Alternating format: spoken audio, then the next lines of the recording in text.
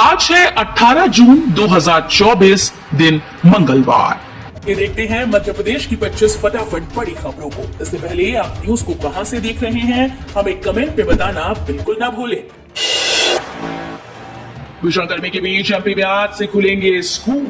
मध्य प्रदेश सरकार के दिशा निर्देश में मध्य प्रदेश में आज से सरकारी स्कूल खुलने जा रहे हैं। पहले दिन स्कूल में प्रवेश लेने वाले बच्चों का तिलक कर अभिनंदन किया जाएगा। हालांकि इन दिनों मध्य प्रदेश में भीषण गर्मी पड़ रही है। प्रदेश के कई जिलों में अब पारा 40 डिग्री के पार चल रहा है। इंदौर में अंडरग्राउंड मेट्रो पर होगा विचार। मध्य प्रदेश के कैबिनेट मंत्री कैलाश विजयवर्गीय ने कहा कि इंदौर मेट्रो की अंडरग्राउंड लोकेशन पर विचार किया जाएगा।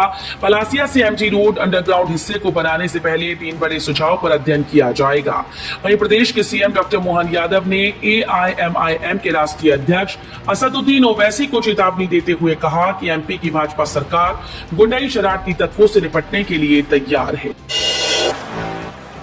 जन आंदोलन के बाद झुकी सरकार 29,000 पेड़ों को काटने की योजना निरस्त। राजधानी भोपाल के तुलसी नगर और शिवाजी नगर में 29,000 पेड़ों को काटने से रोकने जन आंदोलन के सामने सरकार को झुकना पड़ा।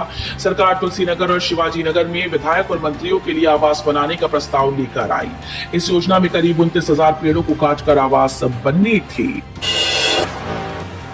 शिवराज सिंह चौहान ने बुधनी विधानसभा से इस्तीफा दिया, जनता से की भावुक अपील।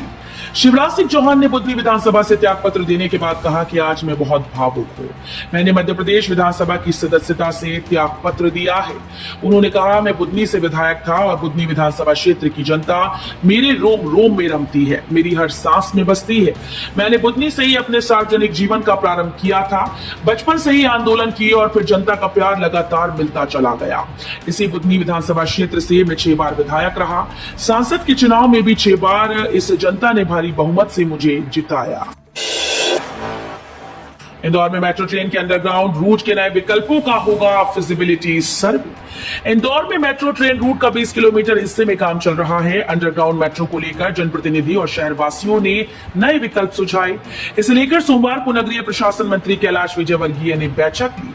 उन्होंने कहा कि मेट्रो के पुराने रूट से जनप्रतिनिधि और शहरवासी खुश नहीं है, लेकिन अब 30 से 40% काम हो चुका है। जो नए विकल्प अंडरग्राउंड रूट को लेकर बैठक में सुझाए गए, उनका फिजिबिलिटी सर्वे होगा। यूनिवर्सिटी कॉलेज के छात्र छात्राएं पढ़ेंगे वेद पुराण, इसरो आईआईएमसी का भ्रमण करेंगी। मुख्यमंत्री डॉक्टर मोहन यादव ने कॉलेजेस के छात्र छात्राओं के परिणामों को बेहतर बनाने को लेकर उच्च शिक्षा विभाग के अधिकारियों के साथ बैठक का निर्देश दिए थे। इसके बाद उच्च शिक्षा विभाग ने यूनिवर्सिटी और कॉलेजेस को निर्देश जारी किए।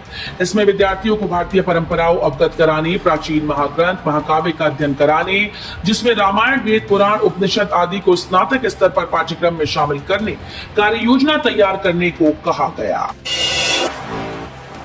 भीषण गर्मी से प्रदेश के लोगों को मिलेगी राहत, 21 से बारिश की संभावना। मध्य प्रदेश में एक तरफ प्री मानसून की बारिश हो रही है और दूसरी तरफ आधा मध्य प्रदेश भीषण गर्मी में तप रहा है। यहां अधिकतम तापमान 46.5 डिग्री दर्ज किया गया। वहीं सिवनी में प्री मानसून की बारिश हुई। इस दौरान बिजली गिरने से 4 महिलाएं घायल हुई, जिनका अस्पताल में इलाज चल रहा है। मौसम विभाग के अनुसार प्रदेश में 2-3 दिन में बालाघाट डिंडोरी से मानसून एंटर होगा। केंद्रीय मंत्री शिवराज सिंह चौहान को मिली बड़ी जिम्मेदारी, इस राज्य के बने प्रभारी। मध्य प्रदेश के पूर्व सीएम और केंद्रीय मंत्री शिवराज सिंह चौहान को बड़ी जिम्मेदारी सौंपी गई। झारखंड में आने वाले विधानसभा चुनाव के लिए उन्हें चुनाव प्रभारी के रूप में नियुक्त किया गया। वहीं असम के सीएम हेमंत बिश्व शर्मा को प्रभारी बनाया गया है। बता दें कि बीजेपी ने 4 राज्यों में होने वाले विधानसभा चुनाव के लिए प्रभारी और सह प्रभारी की नियुक्ति कर दी है। नवीन शैक्षणिक सत्र। 1.5 महीने के ग्रीष्मकालीन अवकाश के बाद फिर से स्कूल में बच्चों की गूंज सुनाई देगी। इसे उत्सव के रूप में मनाने के लिए शिक्षा विभाग ने 3 दिनी प्रवेशोत्सव कार्यक्रम रखा है, जिसके पहले दिन कल स्कूल में शुभारंभ कार्यक्रम हुआ। आज का दिन अभिभावकों के साथ शिक्षकों की बैठक सहित अन्य कार्यक्रम तय है, जबकि तीसरे दिन का उत्सव विशेष रहेगा।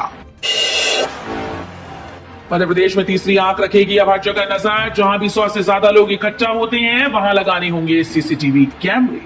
मध्य प्रदेश के शहरी और ग्रामीण क्षेत्र में अब तीसरी आंख से नजर रखी जाएगी। ऐसे सार्वजनिक स्थान जहां पर 100 से अधिक लोग एकत्र होते हैं उन स्थानों पर सीसीटीवी कैमरे लगाने की अनिवार्यता रहेगी।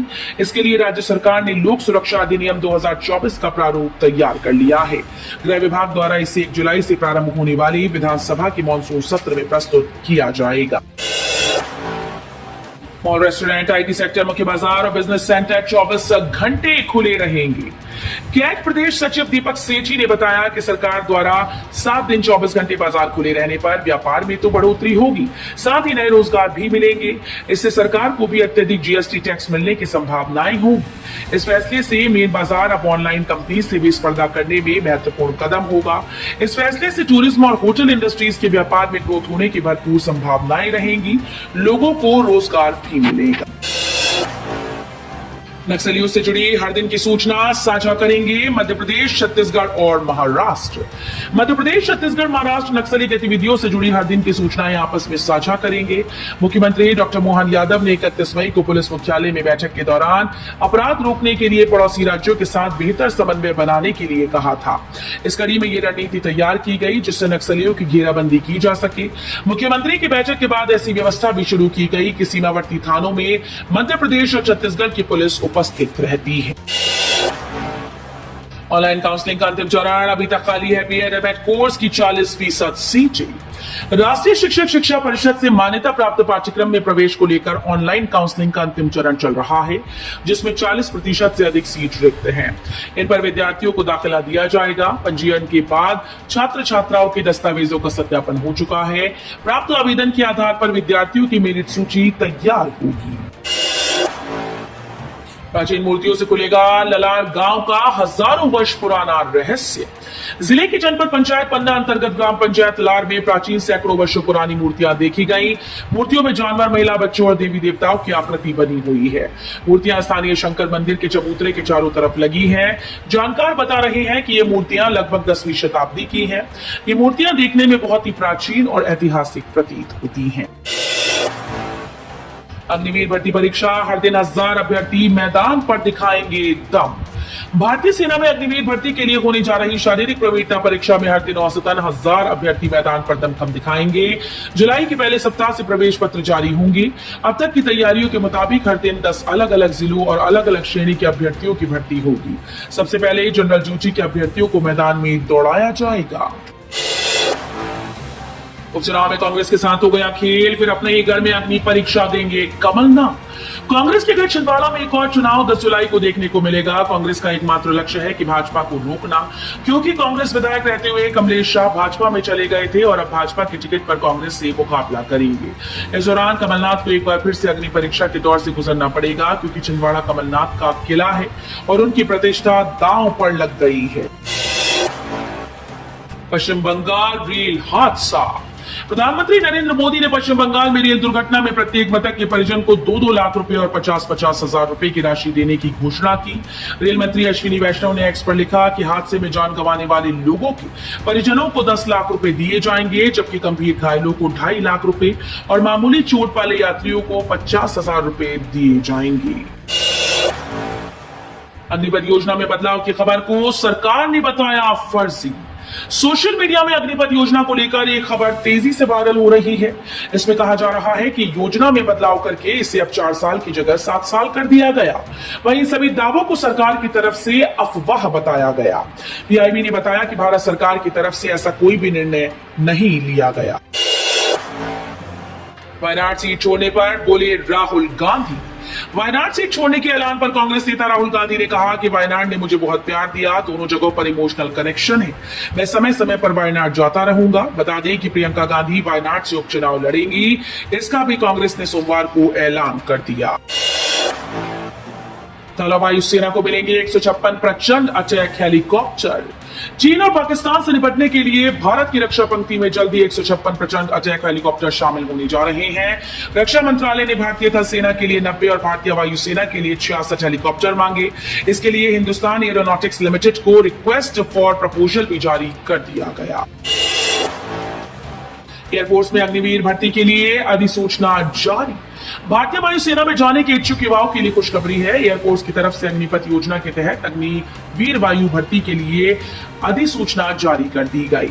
इसमें अविवाहित युवक युवती एयरफोर्स की वेबसाइट अग्निपथ-वायु.cdac.in पर ऑनलाइन आवेदन कर सकेंगे। आवेदन की प्रक्रिया 8 जुलाई से शुरू होकर 28 जुलाई तक चलेगी। कंचनजंगा एक्सप्रेस दुर्घटना मामले में बड़ा खुलासा। सुबह से ही खराब थी ऑटोमेटिक सिग्नलिंग सिस्टम। पश्चिम बंगाल के दार्जिलिंग में सोमवार को कंचनजंगा एक्सप्रेस बड़े हादसे का शिकार हो गई। इस हादसे में 15 लोगों की मौत हुई और 60 घायल हुए। यह हादसा तब हुआ जब रानीपत्रा रेलवे स्टेशन और चत्तरहाट जंक्शन के बीच एक मालगाड़ी ने सियालदा कंचनजंगा एक्सप्रेस को पीछे से टक्कर मार दी।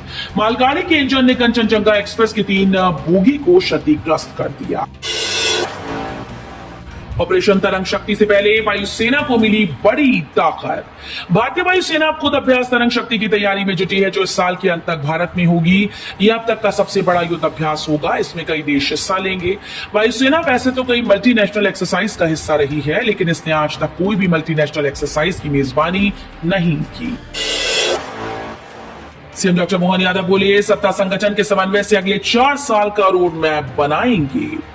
भारतीय जनता पार्टी प्रदेश कार्यालय में सोमवार को संभाग प्रभारी, लोकसभा संयोजक, जिलाध्यक्ष, जिला प्रभारियों की बैठक में लोकसभा चुनाव के परिणामों की समीक्षा की गई।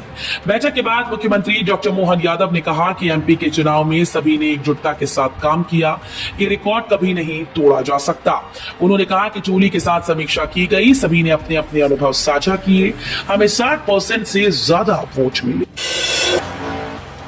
आज कटाकट आएगा खातों में किसान सम्मान निधि का पैसा।